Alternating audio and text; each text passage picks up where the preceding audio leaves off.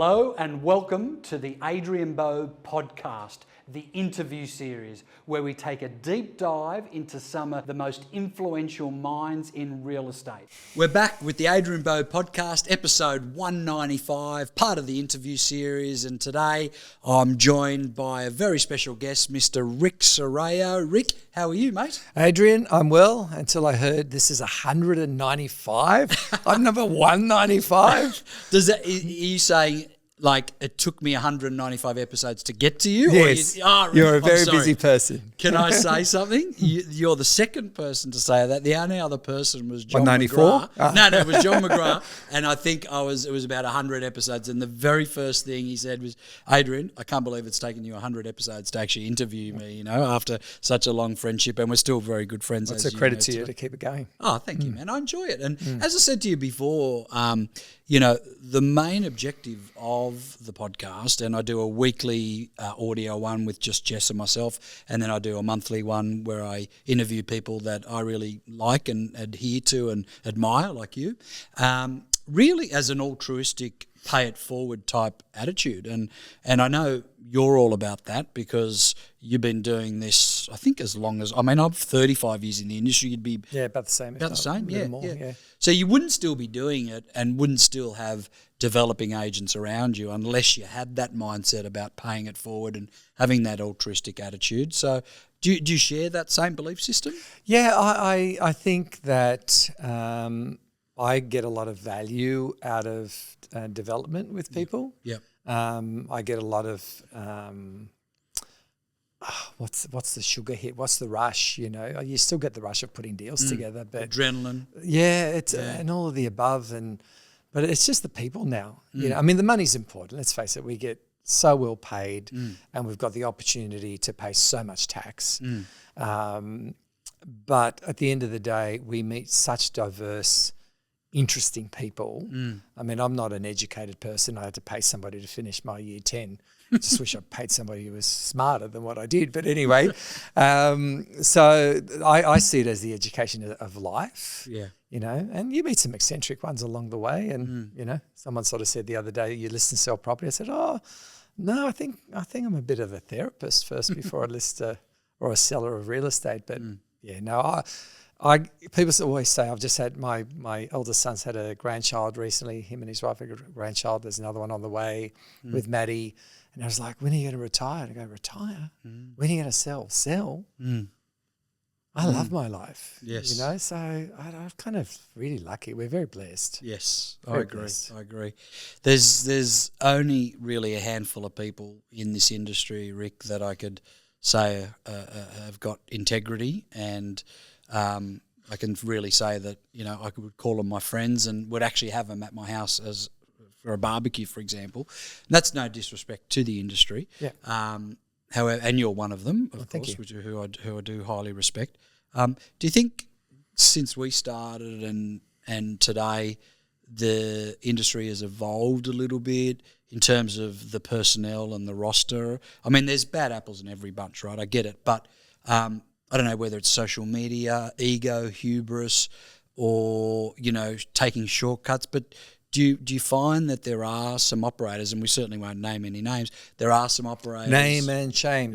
Name and shame. There's just some operators which you just have no respect for at all? Yes and no, meaning that there are situations that happen in a normal listing, running a campaign environment that I actually, and I had this situation on a property in North Bondi recently without mentioning names, two agents rang the owner direct. I'm in the middle of an auction campaign and we've got to buy, we've just sold. So they're prospering. Everyone's doing their job. We all do our jobs. I get it. My team, my colleagues. But to call one of your vendors mid-campaign, that's not doing it. It's not kosher, So I've just rung the gentleman up and basically, actually there was two on that particular property, and just said, look, I believe you had a phone call with John, and how did you know about the property? Oh, it's on the internet. Yeah. Did you notice it's going up for auction? Yes. Did you see a signboard? I haven't driven past. I said, look, I don't mean to be rude, but if you've got a genuine person, ring me. Everyone knows in the industry I'm happy to share all my listings into a conjunction, and that's black and white, whether it's from day one to the end. But I don't blame that person for doing what they did. I actually think it's the education and the culture of the system that they're in. Sure. So is there anyone that I won't work with? I can't think of anyone that I won't work with. At the end of the day, we are all fierce competitors. Yes. And I've got some amazing agents that I compete against in the eastern suburbs, and I say truly amazing. Yep. And they just keep raising the bar. And if you want to improve, you kind of go along for the ride, you know. So, and I could name a few that are, I think, very, very good operators, obsessed with what they do. And I actually have to thank them for being who they are, because it keeps me going as well. Yeah. But no, I don't think there's anyone that I can think of that I would go, I would never deal with that person. Yeah. That's good. And I just think that education needs to be more so, and I'm not talking about Department of Fair Trading and all those things that we're in compliance. I'm just talking about rules of engagement. You know? And more them being a creature of their environment, whether it's the office, whatever it might be. Yeah. You know, when I first started, it was very, very, you know, a dog-eat-dog environment. You know, the second office I was in, you couldn't leave a name and a number, because guaranteed if you did, somebody had been ringing it. I mean, we've worked really hard in our network, in our offices, to just have a culture of sharing and not having that. And that's really important to us. So, and you know what? I'm turning 60 soon. You can't let those little things bother you at the end of the day. It's short-sighted. If you want to burn a relationship over half a commission, good luck to you, you know. So I think too many people that have gotten into the industry are looking at that deal today rather than the superannuation of 5 to 10 years. Or even 20 years. Or even 20 years when, you know, you do become more of a I'm calling you in agent rather than just a door knocking agent. And I struggle even in our office. I've had situations where I won't mention names, 𝐻𝐿 Serrao, where, you know, something's happened to someone's listing and they've gone, oh, I'm going to do this. And I've gone, but why are you going to retaliate that way? Because they do it to me and everyone does it. And you go, mate, just be true to yourself, you know, just be true to your values. If it means you lose half a listing or a listing out of it, just be true to yourself. And that, I think, comes across with the reputation that you will put in the marketplace of people that want to work with you. I mean, I probably sound a little bit 𝐵𝐺𝐶 𝐵𝐶𝐵. I'm not. I'm quite an aggressive competitor and I want the business and I want my team to have the business, but just put it into perspective. We're all going to end up in the same place. Yeah, it's true. Up there or down there.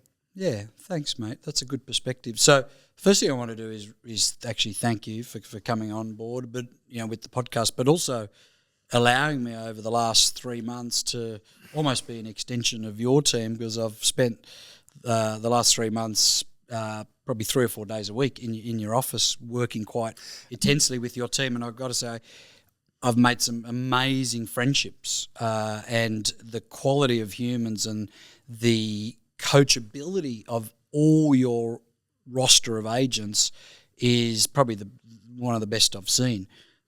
So I really want to thank you for that. Because well, actually, I should be thanking you, Adrian, to be truthful. And I mean, this isn't a chat about, you know, peeing in each other's pockets, so to speak. No. But I have had to look at how our business is run. I'm on the tools. I love listing and selling. So I have to rely on good management in the back end. And we don't have, you know, in the past we've had a sales manager. The staff still come to you anyway. And it's very, very inspiring for me when I can provide some value to our team via yourself as someone who's been and is in the industry and goes, okay, we've got a challenge here. Here's 5 solutions. You know, mind you, I've got to meet with Westpac for my 4th mortgage to pay your bill.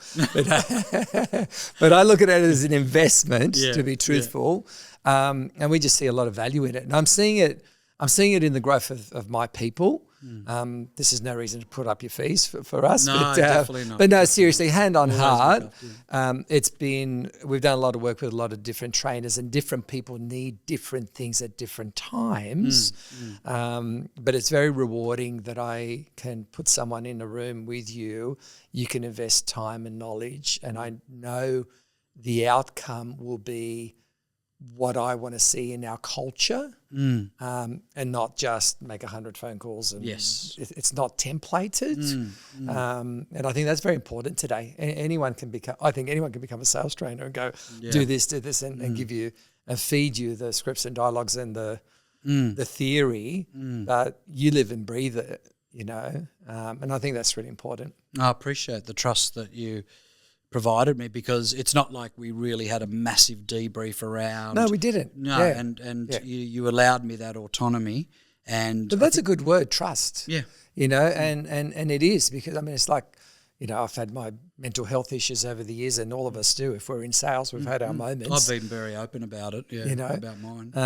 And you kind of, it's like you go see a therapist, and some you connect with, and some you don't, and some take you down a different rabbit hole, so to speak. And it's been a trust. It's been a fantastic experience, which we hopefully will continue long term. And we just see value. And to me, it's peace of mind going, no, he's an extension of the way I think. He knows what he's doing, knows what he's talking about. He's done it well. I don't have to worry about the micromanage. I'm not a micromanager. I have no time for micromanagement. So, but anyway, this isn't a rap about Adrian Bo, but I do thank you. No, thank you. Pleasure. Yeah. No, it's been a great experience. And as I said, you know, I've seen the development both professionally and personally for a lot of people within the organisation, and whether I've had a part to do with that, well, whether you have, or whether they've been open to be coachable. I mean, you know, not Chris, everyone is. Yeah. My son, Chris. Well, that's how it started, right? Like I mean, I'm sure you wouldn't mind us saying, but, you know, back end of last year, he did require some intense coaching, which I did. And I think that was probably the proof of concept, or the template, if you like.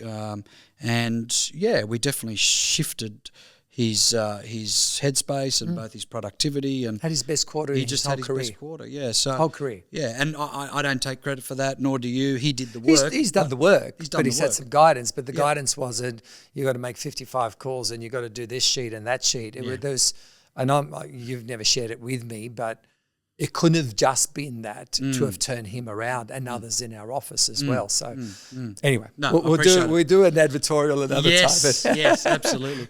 Now, mate, you've been known for decades as the king of Bondi, and Bondi is known now as an international suburb, really.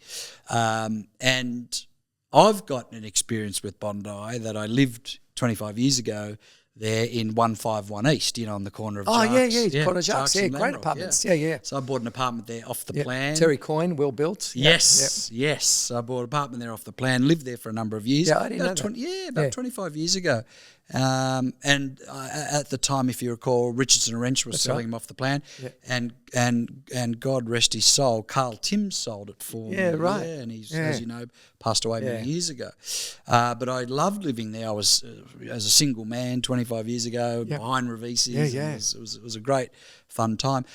When I left, I did notice it was starting to change in terms of there was less local people, a lot more people coming from outside the area. I'd love your perspective on how Bondi's been gentrified and how it's evolved. You're very passionate about the area. You've got an office there. You've got an office in Double Bay. I understand you live in Bondi as well. I do, yeah. So I'd love to know your theory about the evolution of that as a suburb, because, you know, anyone across, when I've ever been overseas, I'm from Sydney, and they're like, oh, Bondi, and I'm like, So it really is an internationally known beachside suburb. Yeah, so am I accurate in my assessment of its evolution in terms of it became less local and more out of area people, or if that's just one part of it? Or? I think that's just one part of it. Okay. I think, you know, you can go down to one of the many things I love about it is it's got something for everybody. You can walk down the street, people actually say hello to you. You know, I remember selling a house up on Ben Buckler there to one of the partners of I'll just say a major firm, and he had a 3,000 metre compound in Vaucluse. And I remember popping up at Christmas time just to do my bottle run, as I call it, the champagnes. Congratulations. Nice you still do that today? I do. Yeah, I do. So, and then I knocked on the door, hit people in the back. No one answered the door, walked around the back with a bottle of Veuve, just say, Merry Christmas, congratulations, thanks for doing business. And they're having a barbecue. And I knew a lot of the neighbours anyway. And I said, look, such and such, how's it going? And is Hillary enjoying it, living here? He says, mate, look at this. And I've gone, yeah, great views, yeah. He says, no, look at this. And I've gone, great food on the barbecue, yeah. He says, no. He said, Rick, I lived in a 3,000-metre compound in Vaucluse. I drove in, I drove out. I only knew my neighbour because I'd get the occasional solicitor's letter from him, And I go, He said, there's no fences here. These are my neighbours. They're becoming my friends. I don't have to be part of it, but I choose to. How can you price that? Yes. How do you price walking up and down the street and people actually say hello to you? Yes. And there's still the council worker there, the nurses, the teachers. You got definitely an element that's become very gentrified. I agree. It became very arty for a while, a little bit more alternative, and then we got the bohemian. Then we got the sort of the CEOs and CFOs moving in. A lot of new money's moved in. And to me, now it's an international destination and a real who's who. I mean, where was it? I was talking to someone the other day and we worked out there's 11 billionaires that we've acted for in the last 4 years.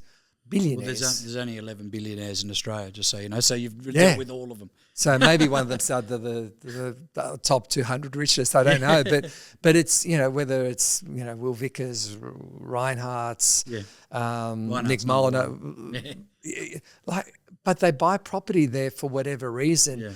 But it's just such a great lifestyle. You walk up and down the promenade, people talk to you. It's cleaned up. Water's really clean. Yes. I don't know. To me, I mean, as you know, I enjoy my water and my surfing, and it's just such a natural antidepressant. Yes.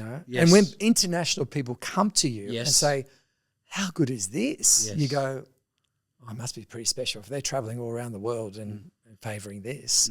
So I don't think it's a who's who. I think parts of Bondi will go under another transformation in the next 3 years or so. I think there's a lot of rebuilding going on. Yes. I think there'll be some very, very high-end restaurants coming in. Yes. And boutiques. So like Double Bay almost, if not better. Yeah, okay. I think, I hate making this comment, but Double Bay for a younger crowd. Yes. If that makes sense. Sure. I think that it's going to breed another life in the area.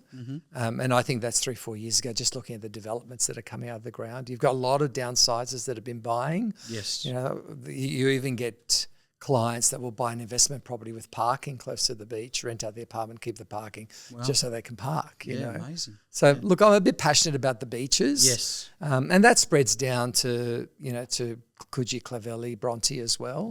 Bondi's probably one of the few that you don't have to jump into a car and enjoy all these aspects of it.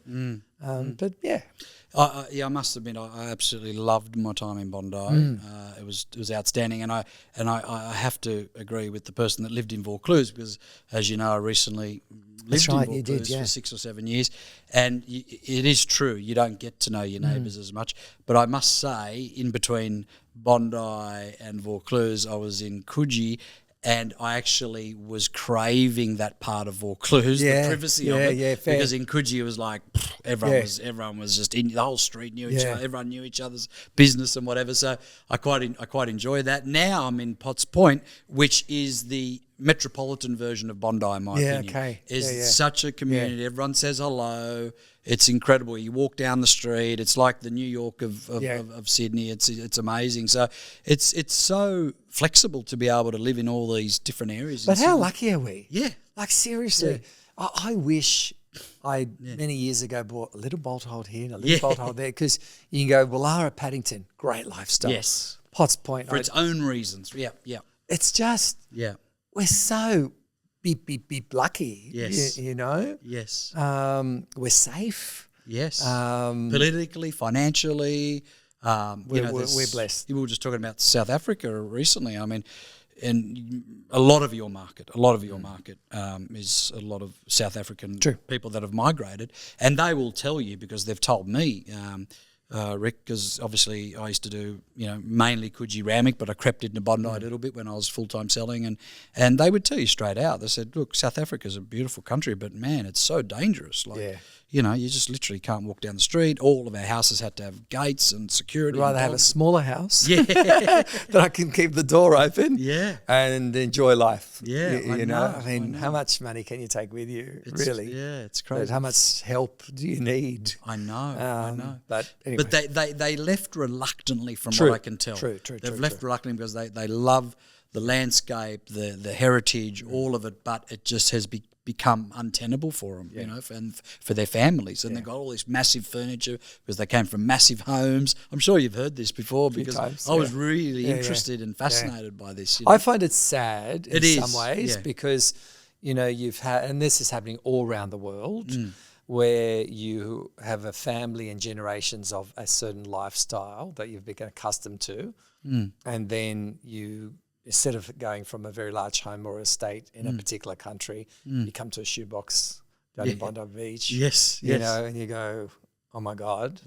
Look, it's a little bit like, I used to live on a little farm just outside Sydney, and I commuted for 12 and a half years. Whereabouts was that? That's a place called Mulgoa. I know Mulgoa, yeah. So back then it used to take me 2.5 hours to drive in.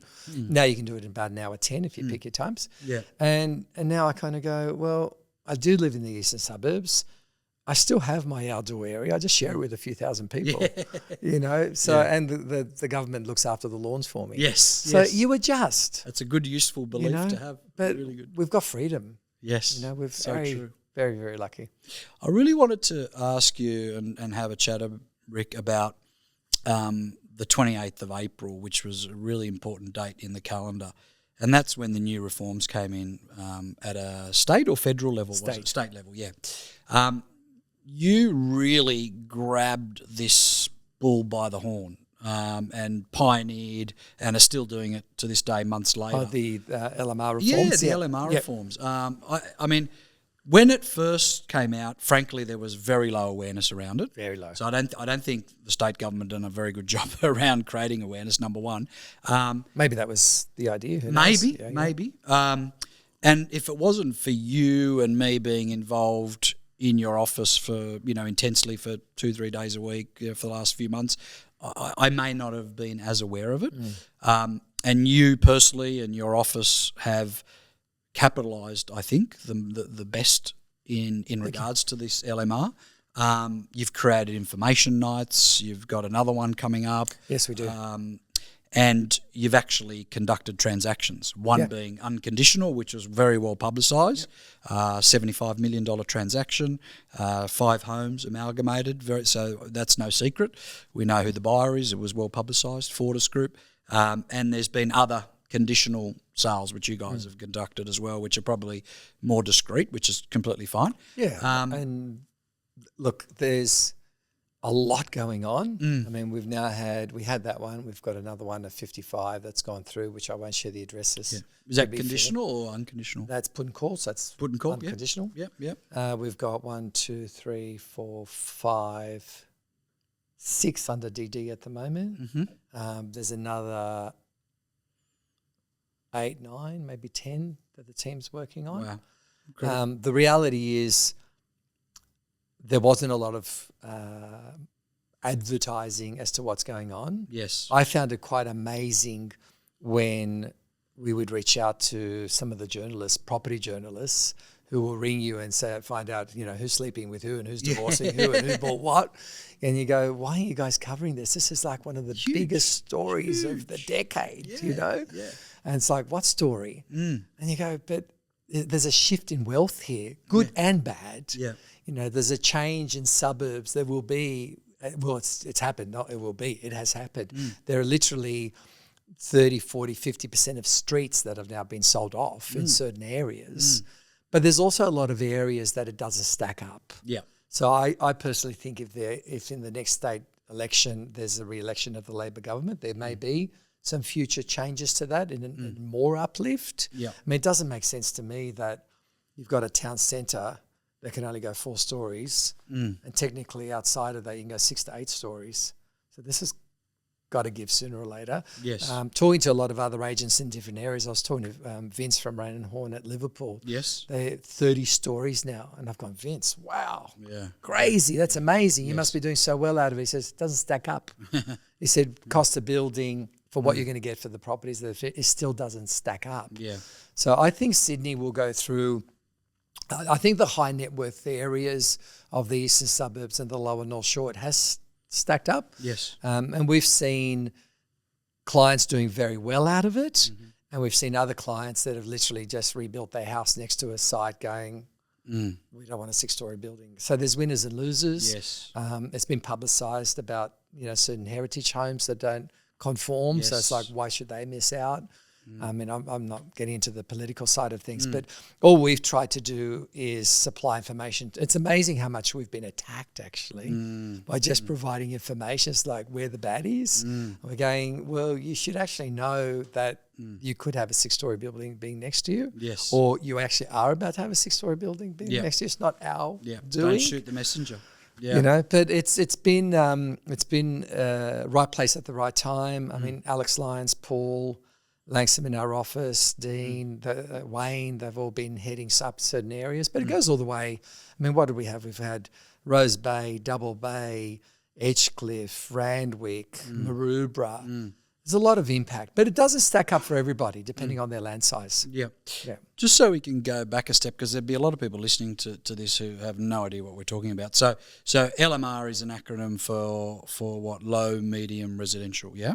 Yep. So there's two parameters where the criteria is changed. One, if you're within a 400 metre distance from the town centre, and one if you're within 800 metres from the town centre. Do you mind just explaining what's changed in terms of the floor space ratio? State government announced that there was what they designate as a, let's call it a village town centre.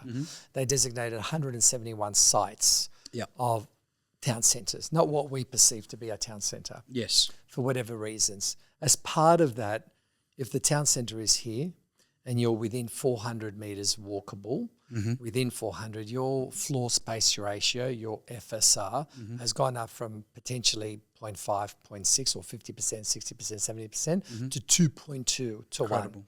So over say 220%. If you're in particular zones, so what they call an R3 or an R4 zone. If you're an R2, it doesn't quite work. Then if you're within 400 to 800, you're still 1.5 to 1. So effectively, what does that mean? You could go 6 stories, and if they throw in affordable housing, could go 6 to 8 possibly. And then if it's the 400 to 800, you could go 4 stories, and if they throw in concessions for affordable housing, that could be 5 or 6 stories. So it changes an area. And that's why it's going to be really interesting to watch the next few years who's buying them. I mean, I don't know, maybe more of our offshore market might buy those properties if they've got good views. Given that the Albanese government's put a freeze on temporary residence buying. For 2 years. For 2 years. But there's a lot of people making a lot of money, and there's a lot of people having to make decisions that they didn't think they were going to have to make ahead of it. Personally, I actually think we need more housing, personally. I've got my own opinions on what the definition of affordable housing is and how that relates to some of these areas, but we do need more housing. That's the long and the short of it.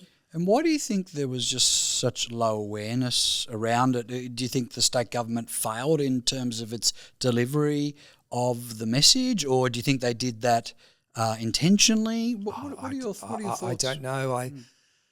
I have no opinion on it. I mean, this has been going on for years. We've been tracking it in our office for just over a year and a bit because the release date of the LMRs, the village centres, kept getting pushed out. There was a lot of developers that took options on suburbs they thought were going to come in, like Bondi. And they didn't. And then there was others, such as in Rose Bay, that took options that did very well out of it. I don't know why it wasn't publicised more so, but it wasn't a fly-by-night thing. You know, there's been a lot of thought, a lot of discussions, a lot of planning's gone into it. But it's like anything, it becomes a big shock of Now it's in effect. Now it's in effect. It's like you're buying a house and you go, well, I'll throw in a car space. Yeah. And the council says, no, you can't have a car space. I mean, you can't have a car space. It's my mortgage, mate. It's my car. Why can't I have a car space? He's got a car space and he's got a car space. Yes. But you can't have one. Yeah, right. So, I don't know. And what do you think motivated you, or what was the awareness piece for you to be an early uptaker of it and actually create awareness and therefore, you know, change people's lives? Because I know those houses in Rose Bay before the 28th of April were probably worth half of what the buyer paid for them. And you're talking millions of dollars. Yeah. So they've benefited, your office has benefited, you know, everyone's benefited from it. And as you said, there are winners and losers. But were you just tracking it over this period of time? I think, or you thought, you know, this is something I've got to be a pioneer and a trailblazer about? No, it wasn't. Oh my God, we were so strategic. And it was really, we do a lot of work with site acquisitions anyway. Okay. It was on the radar. We'd been waiting for the date. Right. And then when certain suburbs got announced, it's like, okay, where's mainly our clientele? Yeah. Let's approach So you were them. ready. We were ready, but it wasn't a strategic plan. And fortunately, Alex Lyons, one of my main sales guys, great guy, started putting a couple of deals together. Paul started putting some deals together. We all have access to really good developers locally and internationally, and it just evolved. You're right, we're having another free information night because I've got to tell you, still 90% of the community still has no idea what's going on. Incredible. Quite amazing. I mean, I'm getting people out of Bondi saying, it's been rezoned. Come and see me. I'm going, didn't happen to us, you know? Yes. So I think we just fell into it a little bit because we are in that space. It has been a good space to be into. From also maybe down the track there may be some resales or managements out of it as well. It's really interesting though, and we won't dwell on it too much. I am doing a joint agency with an agency at the moment, another company at the moment on a property. And there's a really nice young man there, and he was saying to me the other day, I really need some help. I need this, I need that. And I said, are you doing anything on the LMR? He said, no, I heard something about that. And it's too hard. I go, it's not hard. This is it. You follow R3, R4. I've got a measuring wheel. You can borrow it. I've got 5 of them in that car, 4 of them now in the car. You can look on the maps, you door knock, you tell people, and you put it together. But it's hard for people when I list and sell, I do auctions, to pivot a little bit and have a look at this a little bit more, you know. So there are a lot of opportunities out there, and I think these opportunities will continue for some time. Yes. I don't think the whole of the eastern suburbs where it works is going to be snapped up overnight, so to speak. Yeah. I think you're being modest. I think there was some strategy there. Maybe it was unintentional, but the strategy was as soon as it came on board on the 28th of April, you actually took action. We did. Look, we so it was strategic. Had an info night. We thought, who's going to listen to us? Let's get John Coleman, who's the ex-mayor.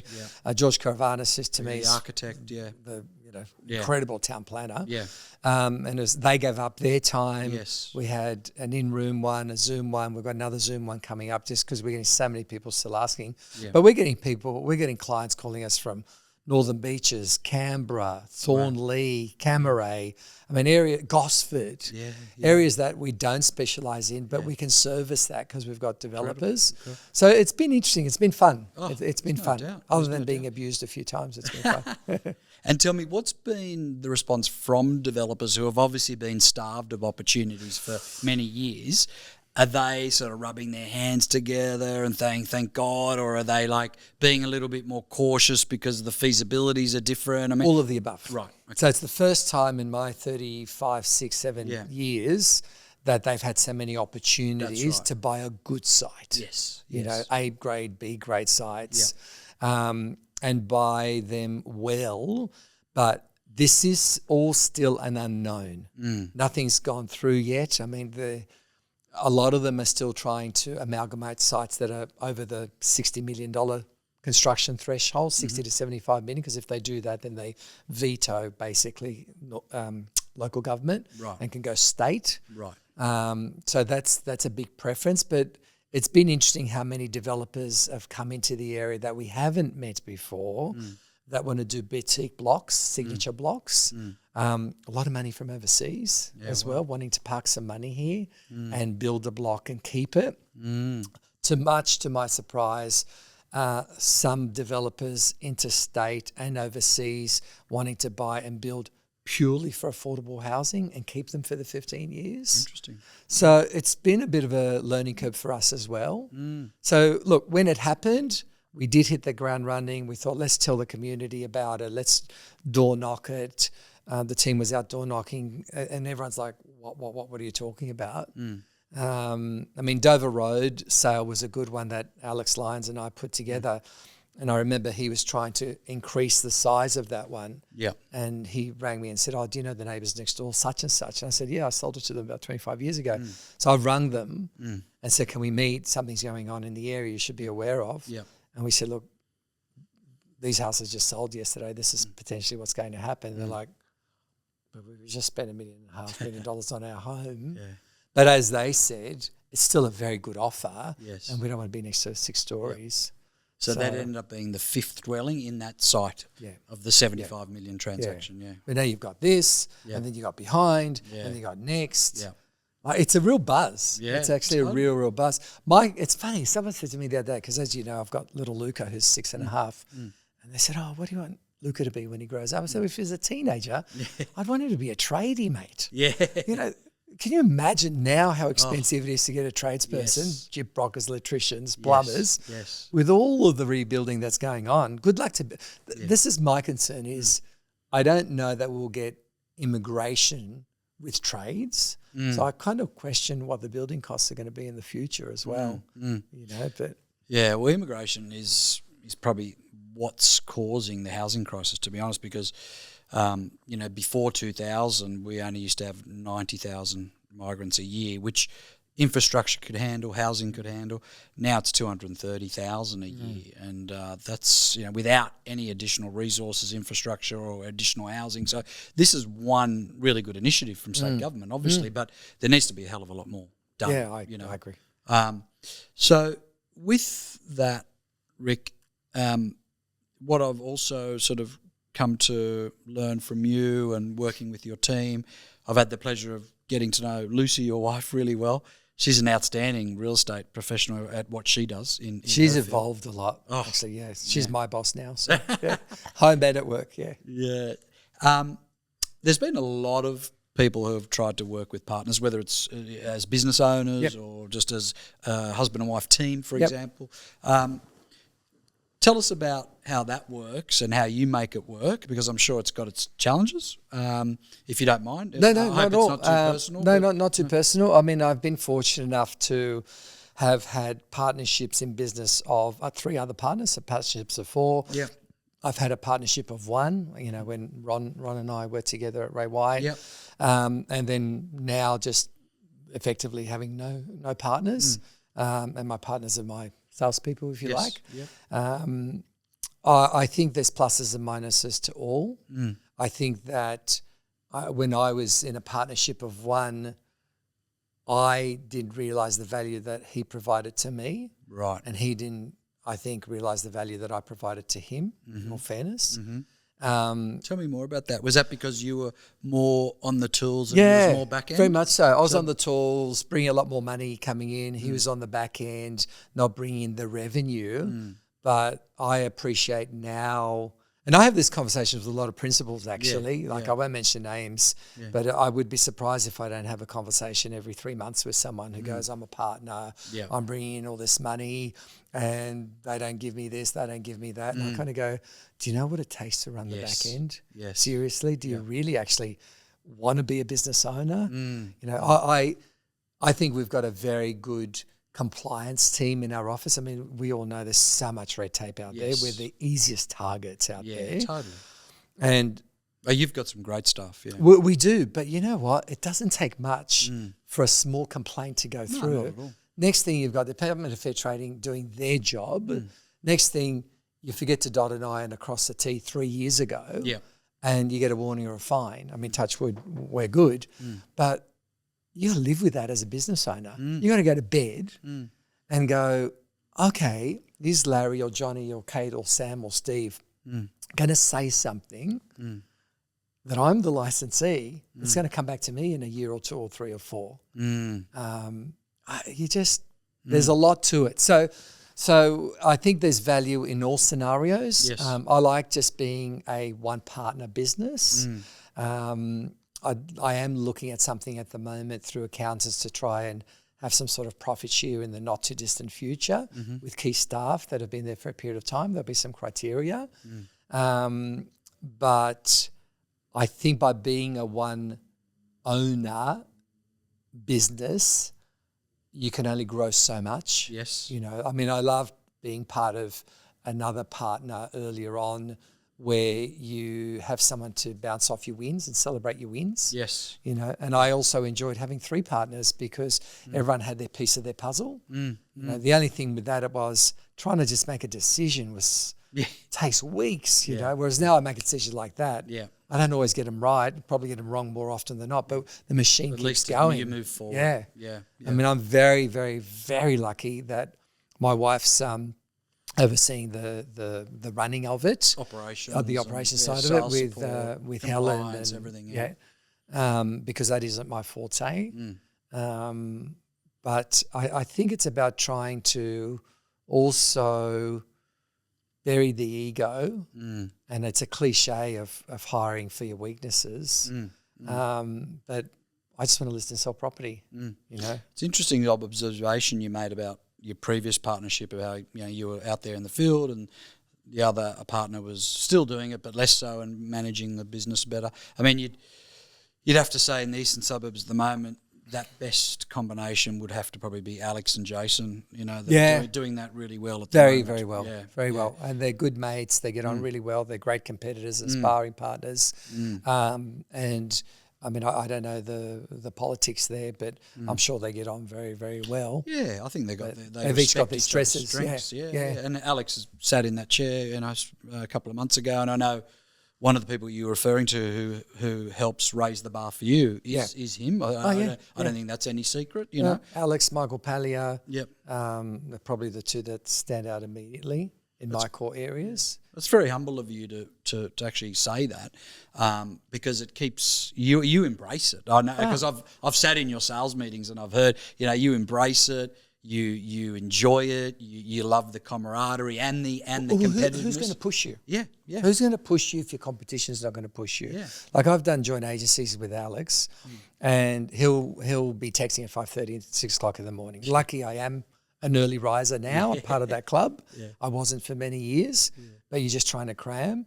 Yeah. And I know I used to be, you can't be texting people at 6, 7 in the morning. It's rude. Yeah. He showed you what's possible. And people accept it, they like it, they welcome it. Yeah. I do some deals with him, I learn from him. I occasionally do a deal with Michael, I learn from him. I don't think I've done a joint agency in a long, long time that I haven't learned something from that person. Yes. Whether it's been a little bit of, no, we're on the right track, we're doing the right thing. Oh, I like that. I remember... do you remember Damien? You do remember Damien Steele? He started in real estate as an associate in my team. Okay. So I'm very fortunate to have these agents out there that started, and I love that. I'm so proud of him. Now he's obviously pivoted to buyer's agency. And doing very well. And I remember doing a conjunction joint agency with him once on a unit in Hastings Parade donkeys years ago. Yeah, you would have been at McGrath in those days. That's right, that's right. And I'll never forget, the takeaway from him was we had this lady come through, really eccentric, knew everything about the market, knew every price, and we've gone fine. And so she's picking a fight with him at the door, argument. Why are you quoting this? And it can't be worth that. He breathes with a smile. He says, well, such and such, time will tell. Yeah. And she didn't have an answer for that. Yeah. So she's gone through. Is she right? Is she wrong? Time will tell. Yeah. I use that a lot. And you pick up these one-liners. That's why I love working with other agents, because it's my education. I learn more from my salespeople now than what they learn from me, in all fairness. And that's really inspiring, very inspiring. I'm blown away how humble top performers are. Like even Alex, when he sat in that chair and I asked him, why he loses listings, and he mentioned why, and then I sort of gave him a real-time sort of coaching tip. And he's actually texted me 4 times since then. Really? Yeah. And said, Adrian, I just did that. Because I said, why do you think you lose listings? And he said, sometimes I'm just not in the right headspace or whatever. Yeah. And I said to him, why don't you just take a deep breath out before you walk in there and get in the right headspace? Yeah. Right? And he said, oh, okay. Is it that easy? I said, try it. And he texted me and he said, I'm taking a deep breath outside the house at the moment. So, like, incredible just to think how humble these guys are. You're sitting here the same. Oh, look, I'm not in the league of those competitors, but we do okay. Of course you are. I think you're being modest. We've got a good business. Yeah. Actually, one thing to be aware of, though, is it's interesting because we're all number ones. You know, whether we're number one in a suburb in a street, in that block, on the northeast corner, on the fifth floor. And everything's a record. Everything's a record. Under 700 square metres, record in the block, record. Yeah. Marketing is important. Yeah. You know, like you and I know, there are a lot of agents out there that do a lot more turnover and a lot more revenue than the agents like myself that you promote yourself and you get your figures out there, but they're just very private. They go under the radar. But I love Palia. Mike's under the radar, you know, and I think... I mean, if he submitted his numbers, let's face it, he's number one in the country, Yes, easily number one in the country, I would think. And there's a couple of others out there. I know for a fact. Easily.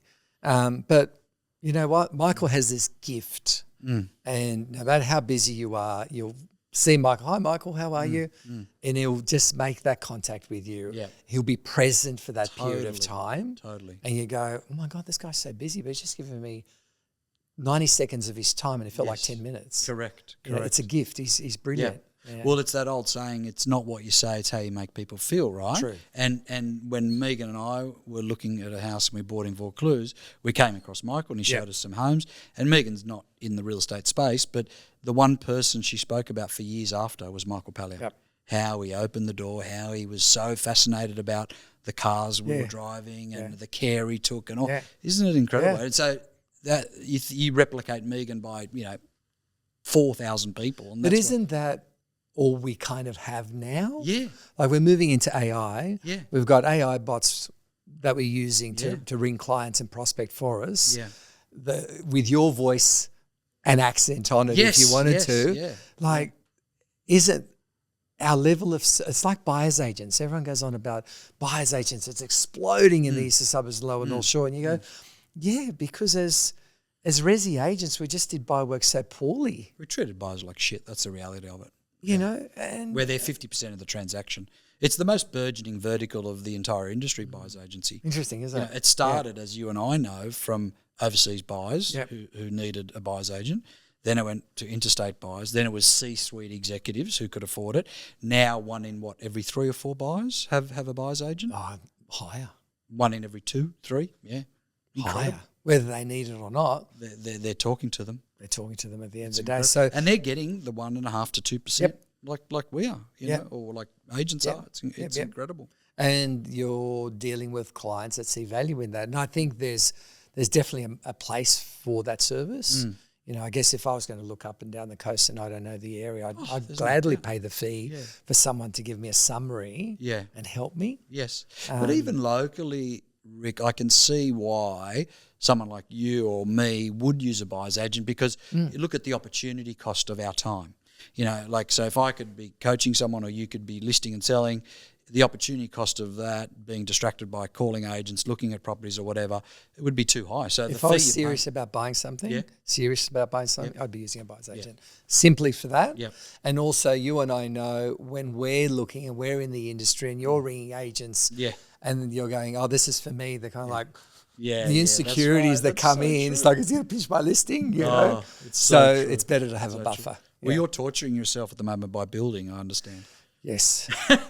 Everyone that builds a house always says it takes twice as long and costs twice as much. Is that true? I've been very, very fortunate. Our builders and their team are excellent. Our architect's fantastic. The challenge that my wife and I have is we don't see eye to eye on certain things. Right. So I'm a little bit obsessive compulsive, and these are the plans, right? Really? I've learned that. I've learned that over the last few months. And so, you know, it was like this morning we got a phone call saying, what do you want in the joinery for your kitchen?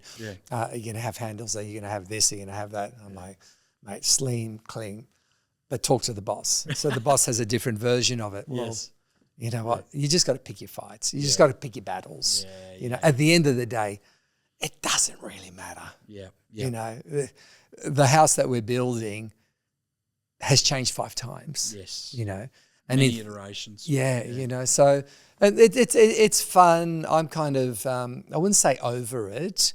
I'm very lucky. I've got a good team that I trust. So I don't need to project manage it. We've got a roof over our head close by. It's all good. Yeah, it's all good. Yeah, you know? yeah. That's great. Now, your immediate team, Rick, I've had the pleasure of obviously working closely with them. So, Steve, Grace, and Kate in particular, they're very good. Very lucky, actually. So Steve came across as a merger. We bought his company, him and Dean's company. They've been great for our culture. Yes. Kate was on the market, so to speak. So we're really grateful to, and she's, you can edit this, but you know, I don't have a daughter, but she would be someone that I would call my daughter tomorrow. I love her energy, her personality, and we've got a lot of people. Human. Great human. And Steve, great human. Yeah, all really good people. Grace has her role. It's taken a long time to put that together, but it's also taken a long time to understand what I wanted. And I'm trying to do this with some of my staff that are becoming parents now and just trying to explain to them as they're progressing through life and you want to still hustle, you're going to have some time restraints taken away from you because you still need to be here present, not what I wasn't in my first marriage, so to speak. Yes. So I think that if you're a high volume agent, it is a cliche, but you have to have a pod. Also because I don't want to do the trivial stuff that's not dollar productive and get bogged down in it. I'd rather invest in someone or people that minimize the leakage.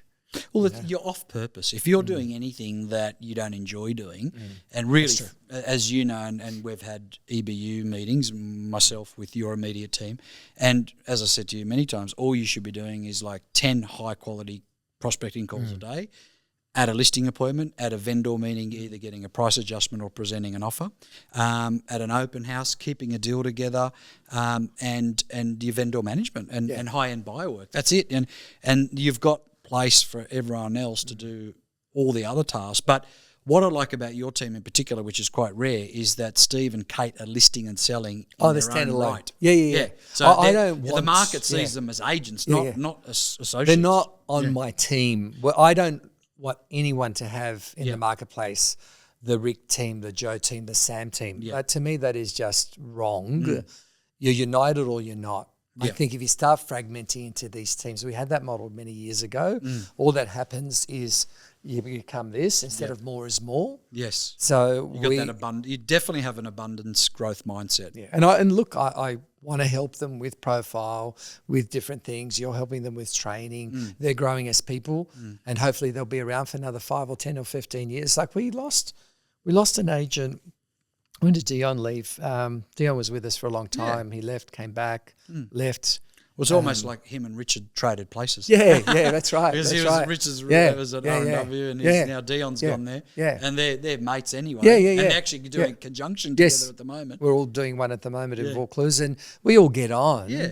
And there's no animosity. And like someone said to me, because so when he left, and I just said, look, this is what I can do for you moving forward, strategy-wise. That strategy wasn't what he was looking for. That's fair. But, I mean, we diverted his emails for 3, 4, 5, 6 months. Leads came in, and hey, mate, this person's inquired on the property. He's a seller of yours. Here it is. But, hey, I'm going to get one of my boys as well to chase it as well, to be fair. But you're not missing out. So what does that mean? I feel good about it. He might pick up a couple of bucks. We're in the marketplace. If he sees an opportunity for me to join him as a co-agent and nominate me and vice versa, more is more. Totally. You know, it's like I used to have a partner that his attitude was, well, if you're not with me, you're against me. And you go, that's very short-sighted. You know, that's where I don't think you're going to grow. But my salespeople, if they're in my inner team, I want them to evolve. Dion left, for example, took an opportunity. He's doing very, very well. And Lucy said, "Why are you upset about it?" I said, "Because I really like the guy, you know." He is a good guy. He's a great guy, a great personality, a real chutzpah about him, you know, he's a unique individual from a personality point of view. And she said, "But people have to evolve. They can't be with you forever." And I've gone, why? No, I'm serious. Why? If we've got a platform, they're making money, they're getting support, they're owners of their own business within our frame, and they're growing. And the culture's there. Why not? Yeah. You know, but maybe that's a bit ignorant of me. I don't know. It's not ignorant, because out of many companies that I work with and businesses I work with, you'd probably have one of the highest retention rates, I must say, and probably the largest breadth of roster of agents as well. You'd be surprised, yeah. So in Double Bay, for example, there's really only you and one or two others that have the type of breadth and roster of agents that you've actually got. You know, most would have maybe one or two top performers. Yeah. Not as many as you would have. So actually, it's interesting. We're running a competition at the moment. Yeah. And maybe edit this so the ATO doesn't hear. But first prize is either you get a listing to minimum value commission of 20,000 or 10 grand cash. So I pay the tax. Perfect. Actually, it doesn't matter. ATO. Doesn't matter. ATO is fine. Yeah, we pay the tax on it. It just costs you 16,000. Yeah. And I just looked at the figures. We're coming up to the half year mark. And there's 5 of them that are neck and neck. Yeah. And it's not just about sales. It's Who also, are the 5? You'd shout them out. So we've got Hanan's in the lead at the moment. Yeah. Chris is right up there. Richard's up there. Hanan is in the lead. Paul's up there. Simon's up there. Right. Oh. And there's like 2.5 points between them. Yeah. And Simone's a great one to hear, because she's been a delight to coach. She's just so open and coachable. All of them are just great. They're all different individuals, aren't they? That's for sure. Yeah, but it's a credit to you, because you've been able to retain these people, and I must say most of it, now that I've got to know them all, is because they like you, and they trust you. And you've created a very safe environment as well, okay? Oh, thank you. And you're investing in them, So this growth mindset and this abundance mentality that you're talking about, let me tell you, it's the exception, not the norm in our industry for business owners. But which is mental. It should be. I know. I mean, yes, I could probably make out of the business I've run the numbers, another $1.5 million, okay? In revenue to me in the business instead of... Yeah, but you give that, and they multiply it by 2 or 3, and they see value, and it takes away the heavy lifting that you've got to do that part of it. Yeah, which means I can spend some time with little Luca, or go for a surf, or jump a horse, or spend some time with my wife. Like, how good's that? Yeah, totally. I've never seen in an office so many in conjunctions within an office. Like, I'm talking between 2 agents within an office. Never seen that many. It's One happened yesterday. Actually, it was interesting. We've got I'll just say... And external conjunction. And external Internal conjunction. and external. Never seen. What was the one yesterday? So someone in the office went out, did the proposal, listed, usual story. Someone else, he's my best friend and he wants me to see it. And the other. And this person's just come into our culture now and been very used to... Yeah. I got a call about this. Oh, did you? Yeah. There's a lot of calls I get that you don't know That's about. great. Yeah. See, value. So you don't need to. And in the end, and I'm hearing both sides, and I've just said such and such and such and such. Yeah. You're right, and that person's right, and somewhere in between, there's got to be a compromise. Yeah. And I just said, look, if it was me, my philosophy. Look at the bigger picture. Do it together. They're doing it together. Yeah, of course. And what does that mean? The relationships form there. Yeah. There'll be others together. Yeah. De-stress. Yeah. They each get a couple of bucks. Yeah. Rather than, he cut me out and she cut me out, and for the next 2 years, that becomes that's so bullshit. Much toxicity to hold in. It's not worth it. It's crazy. It's not worth it. But anyway. All right. As we wrap up, I'm just going to ask you a couple of just brief questions, if that's all right. So one of them, which I really wanted to ask you, Ric, was in terms of real estate psychology, right? Do you think that that the buyer and seller psychology during a sale has changed a lot in terms of like how we deal with the psychology of vendor expectations, vendor management, and also dealing with buyers around managing their expectations? Do you think that's changed since you first got into the industry and people are seeing us with a level of gravitas, with a level of trusted advisor like they do their lawyer, doctor and accountant? I definitely think in our marketplace we, and I think still a lot of agents don't appreciate the trust that is instilled on us. And I think a lot of agents still look at it as a transaction. Yep. In all fairness. Like, what is this bull dust about? Sold in 3 days, 3 hours and 55 seconds. How good are we? You know, like, are we there as vendors, agents to actually do everything we can to get the highest price possible? Like, what annoys me, one of my bugbears is, how can the public be so ignorant to compare days on market rather than prices achieved? But in saying that, and I've got a video coming out shortly, how confusing is it? We sell a property in a street for 3.5. 6 weeks later, a competitor sells for 3.5, 3,350,000, 150 less. Not as good a property at the time. Property down the road, Mark Yates from our office, for example, sells the same property with a better kitchen and bathroom. 2 weeks later, 4,075,000. Good luck trying to be a valuer. Good luck trying to be a buyer. Is it 3,350, 3.5 or 4,075,000? So this is where the storytelling of an agent and facts is really important, rather than, oh, hi, you interested? You come into the auction. You can either, there are a lot of order takers out there, and there's actually some really good agents that delve down and start talking about replacement costs, per square meter rates, opportunities, growth. That's what we're there to do. I do think over the last, over the decades, it's become more micromanagement of the vendor, a lot more contact, a higher expectation to, I sent you a text. I mean, who wants to talk to you these days? No disrespect. It's texts, emails on WhatsApp groups.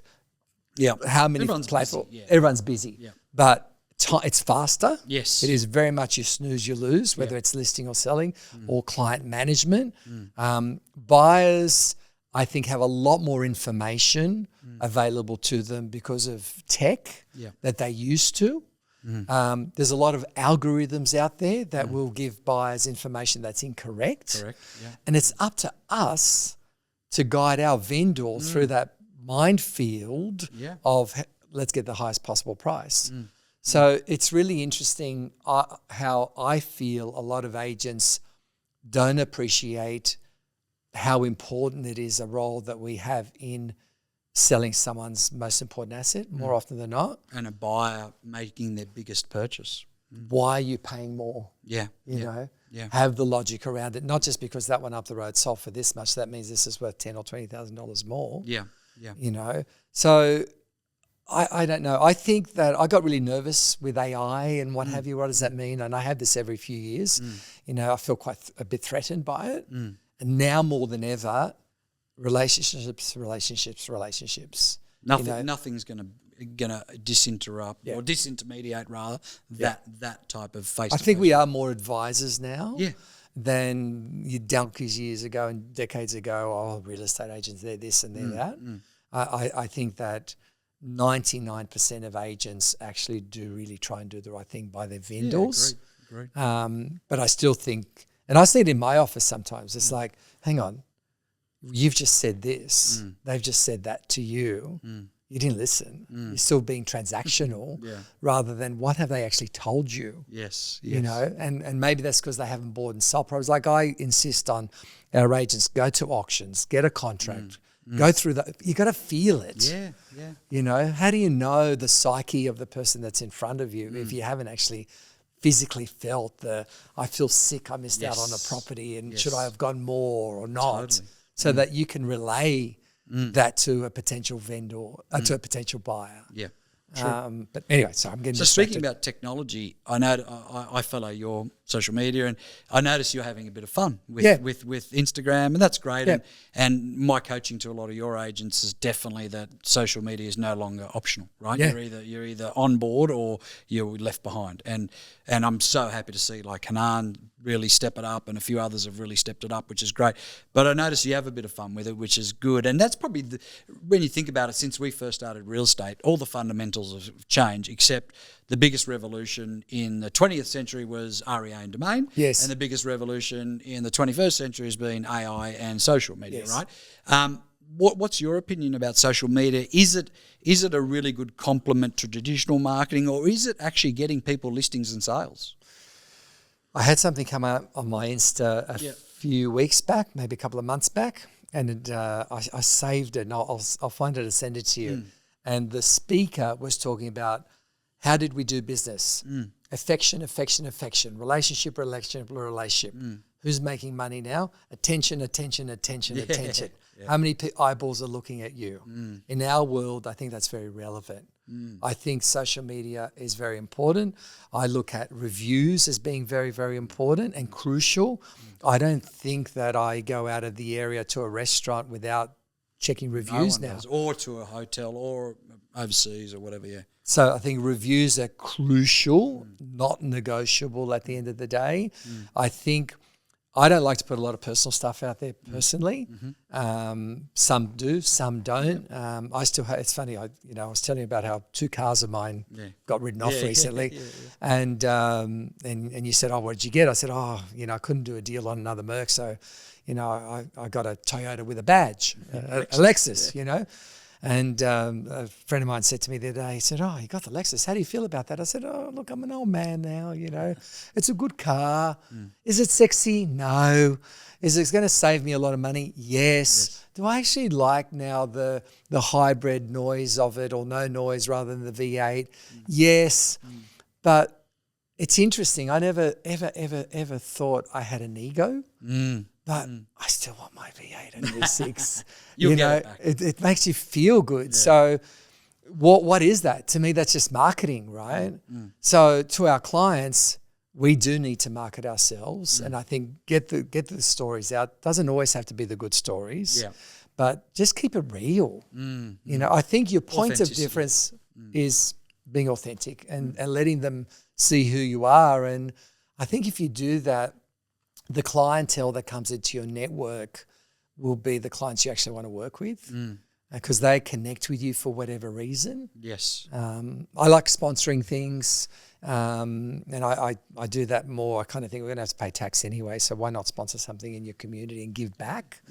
I think as long as there's a genuine interest and intent behind it, I think that's great. I mean, I think it's very unauthentic just to write a check and put your name on football jerseys, for example.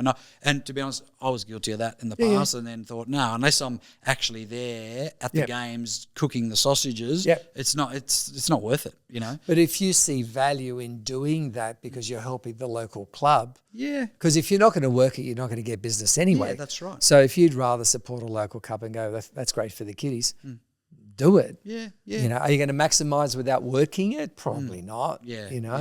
But no, to me and many, many others, I don't do social media very well. I am having a bit of fun with it. You're having fun with it. I'm just having a bit of fun. I think it's great. I'm not on TikTok yet, but just one last question before we wrap up, mate. Just in terms of failure and making mistakes. So we call that fallibility, and one thing I've learned about you is you are fallible, and like me. On a daily basis, and you own it. You own it, and in terms of that, like, do you think that helps build you both personally and professionally, and they're all just references for future decisions, future outcomes? It's all experiences, isn't it? I mean, I don't want to quote all the cliches that are out there. You learn from your mistakes and your failures and your this and your that. Whatever doesn't. I like having a go. I love having a go. Having a go. At different things. It was like this LMR situation. I've kind of gone, how do I get that out to the community? And how do I beat my competitors? I've gone, let's give before we take. So, all right. And it was just it was just a quick idea. And it's funny because sometimes we harp on everything being perfect. Like I remember saying to Grace and Lucy, this is what I want to do. Ring George, see if he'll help me out. Let's find a solicitor. Who's that going to be? And they're like, when are you going to do it? 6 weeks' time? 6 weeks' time? Next week. Next week? No, we haven't got time to prepare. It's not going to be perfect.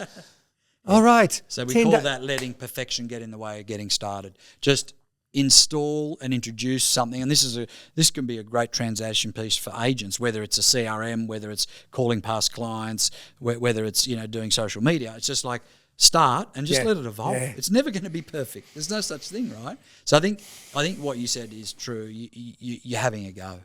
I think that's something else. Like as an agent that's busy and successful, whoever that may be, you keep control. It's like you take Hanan in our office, perfectionist, right? Yeah. And many others. So I'm working on that. He's slowly. I said, man, you got to let go to grow, and we're slowly working on that. But you're guilty of it too, mate. Oh no, I am. But you know what? I kind of now go, okay, if it's 70%, whatever the percentage may be, I've just got to cop that it's 30% not as good. Yeah. But we've got many other things to address. Yeah. So well, let's train our people to actually do a better job at that task than we ever could, because they got more patience, more time, and could be better remunerated as well. True. So that's another part. I promise this is the last questions. Future trends in terms of the market itself and the industry. I mean, obviously AI. What's something you can see that will be introduced, or perhaps not, over the next 5-10 years that will either help us or disrupt us, that you can think of? I think we don't know where AI is going to take us. I mean, I'm actually trying to buy a robot at the moment, to be truthful, out of China to do open homes. Right. And well, is that one of Elon's robots? No. It's a company that's once again come up on my social. I've spoken to the guy a few times. Yeah. He said, "Don't How much do is the robot? $35,000. $35,000, yeah. 35 US. Yeah. And my wife's going, 65. What are you doing? What are you doing? We're building a house. We're building a house. And I'm going, but imagine the marketing value out of this at open homes, just having someone taking names and numbers and QR codes. Just different. Yeah. But I've got to get one I'm on the scooter half the time, so I've got to work out how to get it there, not too clunky. Yeah. But in the next 6 to 9 months, I'll have a robot at the open homes. Wow. I see those sorts it's like outsourcing. Yes. Yeah. And offshoring. Yes. So in property management, there's certain aspects that we can offshore at the moment. I see that happening more with salespeople, offshoring, hybrid, virtual assistants coming into play a lot more. I see AI coming in ways that I haven't even thought of yet. And we have to embrace that. But the basics don't change. I was looking at a tape, videotape of in the 90s of a coach speaking, and what they were talking about. People are people. People haven't changed. Yes, they're more demanding. We all want it to be quicker and faster and instant. And I think as the next generation comes through, I think we'll have less contact with the phone. Yes. And more virtual relationships from a sales point of view. But I think you've got to stay up on top of tech. You've got to make your CRM systems being more purposeful. I mean, look at the fact when you sell a result, property sells tonight, within the next 2 hours, you and your competitors have texted the whole network. Yeah. So it gets to a stage where overload for the consumer. So you've got to always keep thinking, am I going to be a pioneer? And then when do I pull back and what do I adopt next? Sure. But people are people. Yeah. They want help. They want someone to listen to them. They want some guidance. They want some advisory. I've got clients at the moment. I'm going into their door. Now, I don't want to mention names, but one's very anxious about a lot of things right now. I'll go in and she's a mess. I love her dearly. Love her. I actually really want to help her so many ways. It's not about commission. But we're that conduit now. We're becoming more therapists and advisors than sign up for an auction and sell it 7 days time, But well, even myself as a coach, a lot of sessions do become counselling sessions. True. So I have to agree to that. Ric, thank you so much for your contribution to the industry. You've been a trailblazer, a pioneer. Thank you so much for your friendship to me personally and your support to me personally as well. And today on the podcast, thank you so much for your scholarship, professionalism and integrity. It's been amazing. Thanks, Adrian. Thanks, Ric. Keep up the good work with the team. Thanks, mate. Appreciate it. No worries. Okay.